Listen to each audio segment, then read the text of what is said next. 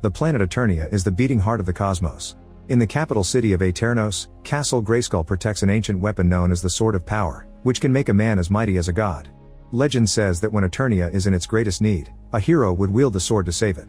Until that time comes, the castle is under the protection of the sorceress. Meanwhile, Prince Adam doesn't want to attend combat classes because he's not good at fighting and the other kids are bigger than him.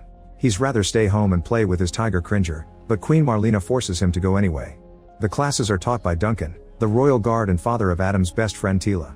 She's a very good warrior and easily defeats Adam during training. King Rander comes to watch the class and is disappointed to see that his son is a wimp.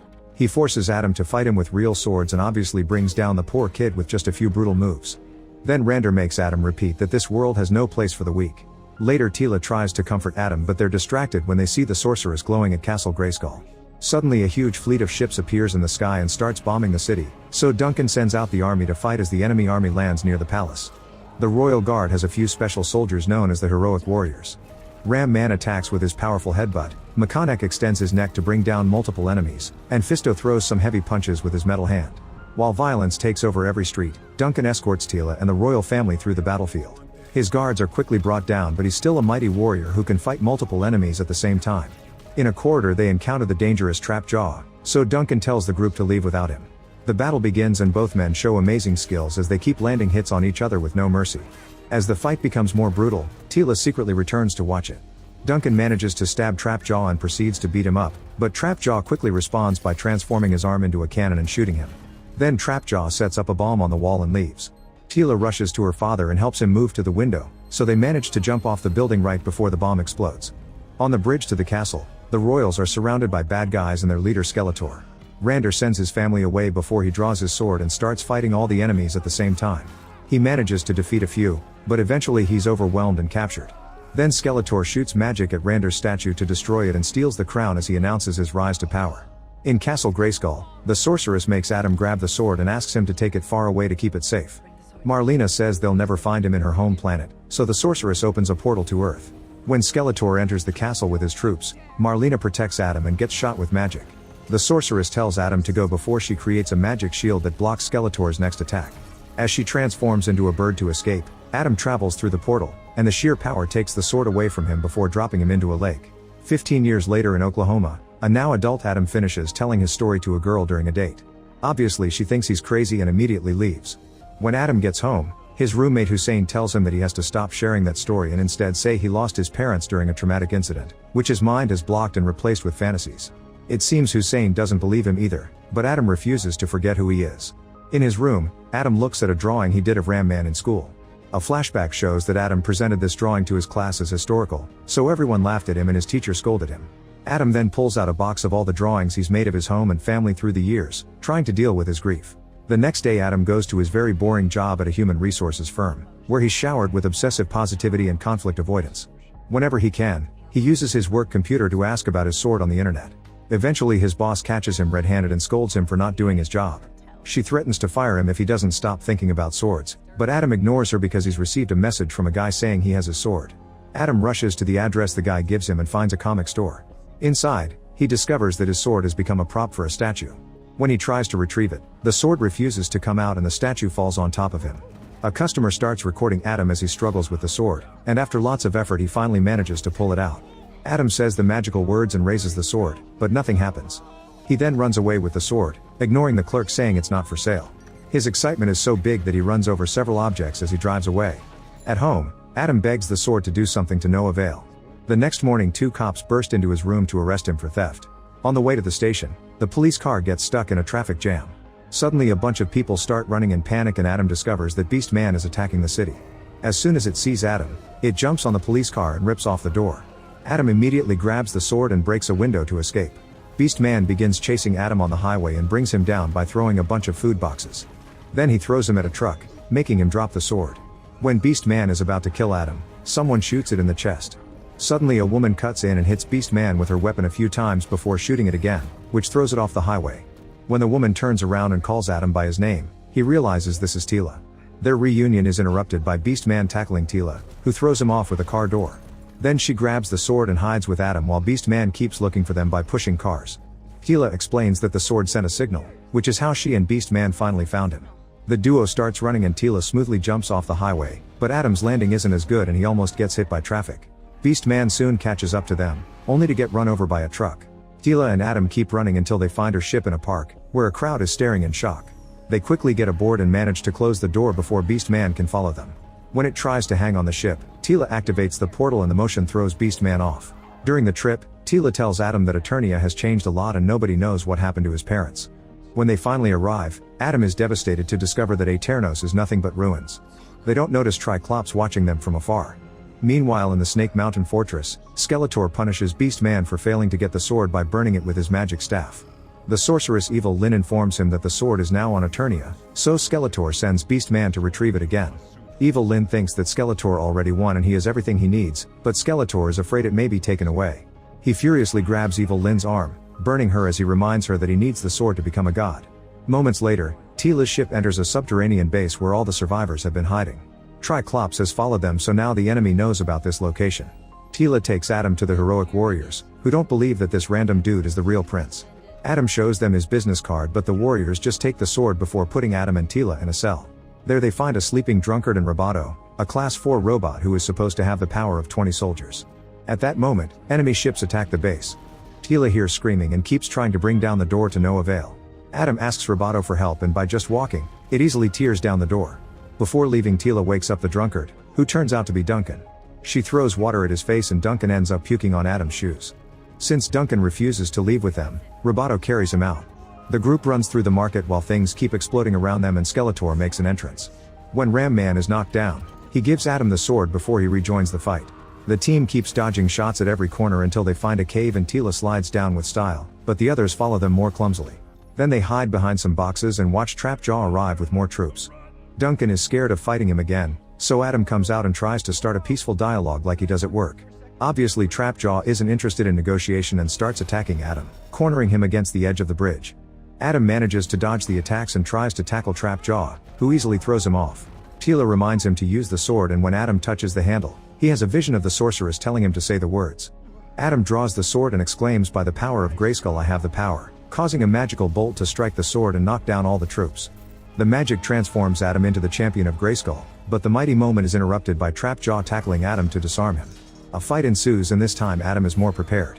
He easily blocks Trapjaw's attacks and can't be pushed, although it hurts his hand to punch back. His bracelets block all of Trapjaw's shots, allowing him to get close and grab his mechanical arm to tear it off.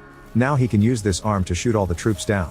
Afterward the group retrieves the sword and escapes in Tila's ship while Skeletor furiously watches. He yells at his men for their failure and sends them after the heroes. Soon the enemy fleet is chasing Tila's ship, which gets hit with a few laser shots. Tila flies high in the sky to have more room to maneuver, but the ship gets hit again and there's a hull breach. When an enemy ship attacks the cockpit with its giant saw, Tila sends Adam to the back, where he finds an air bike. It takes him a few moments to learn how to control it and almost crashes, but he manages to take off and make the enemy follow him. At the same time, Tila uses a wing to hit the soldier attacking the cockpit, which gets rid of it. Unfortunately the hull breach is too serious and the ship starts falling. Meanwhile Adam's bike also gets hit and he loses control of it again.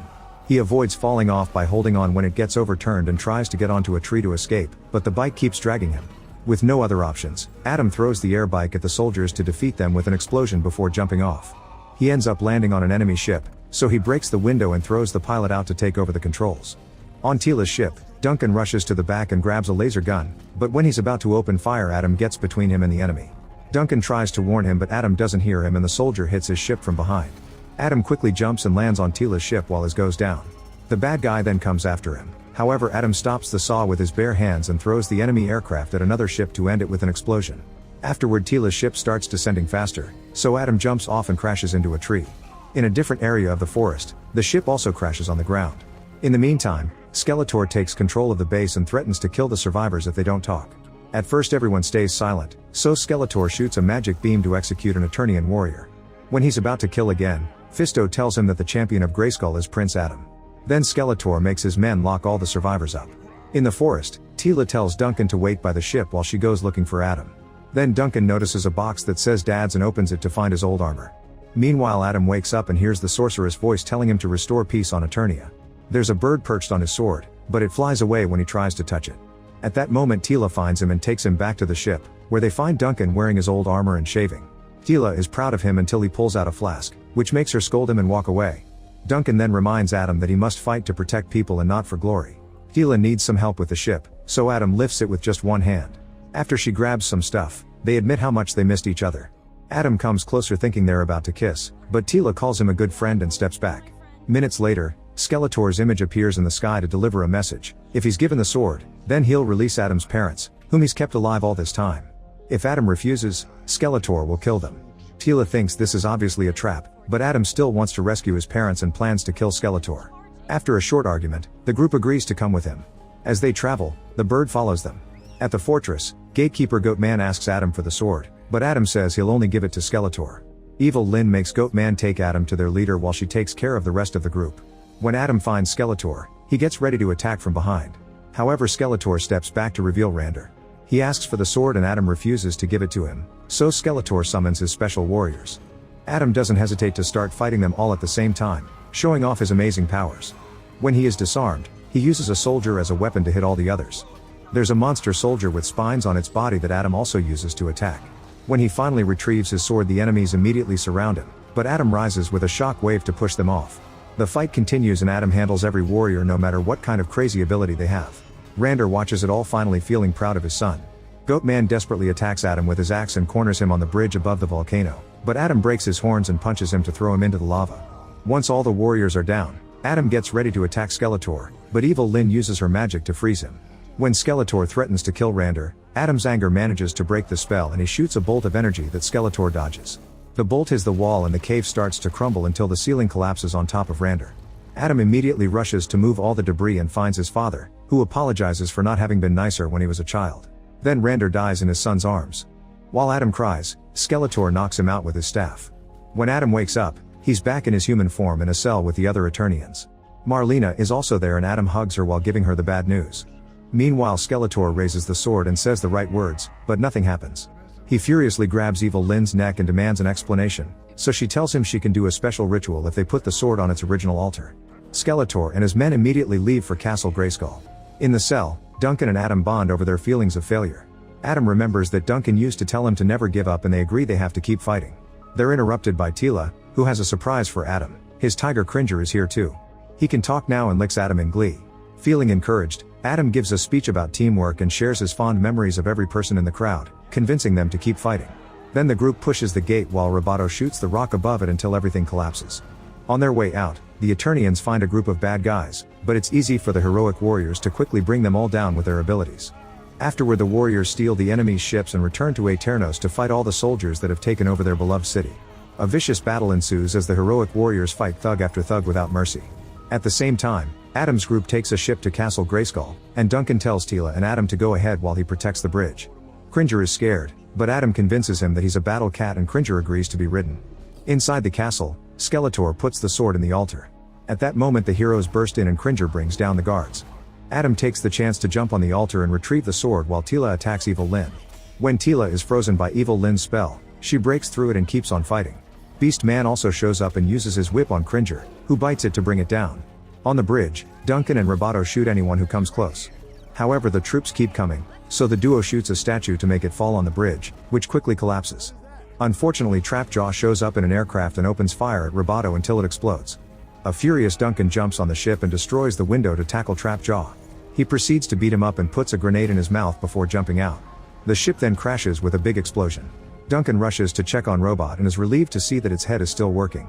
In the castle, Adam can't transform because he's busy blocking Skeletor's attacks. The sword receives so many magic blasts that it ends up blowing up into pieces. Skeletor picks up the handle and mocks the sword before grabbing Adam by his head, burning him until he's seeing hallucinations. In a gym, Skeletor mocks him for being a weakling before throwing a weight at him to push him into the next illusion. At the restaurant, Adam's date actually shows interest in his story. Suddenly she turns into Skeletor, who drags Adam by the hair while hitting random people. Next, Adam is thrown on his desk and his boss reminds him of their meeting. Skeletor appears in formal clothes and grabs Adam's neck, saying he'll never be a hero and that Eternia is a dream of something he isn't. Back in reality, Skeletor stabs Adam with a piece of the sword before throwing him into an illusion of his room. Hussein checks on him and reminds him to pay rent before dying. Adam looks at his old drawings and finds one of the sorceress as all the papers start flying around him. Then the bird appears in his room and begins to talk, confirming it's the sorceress.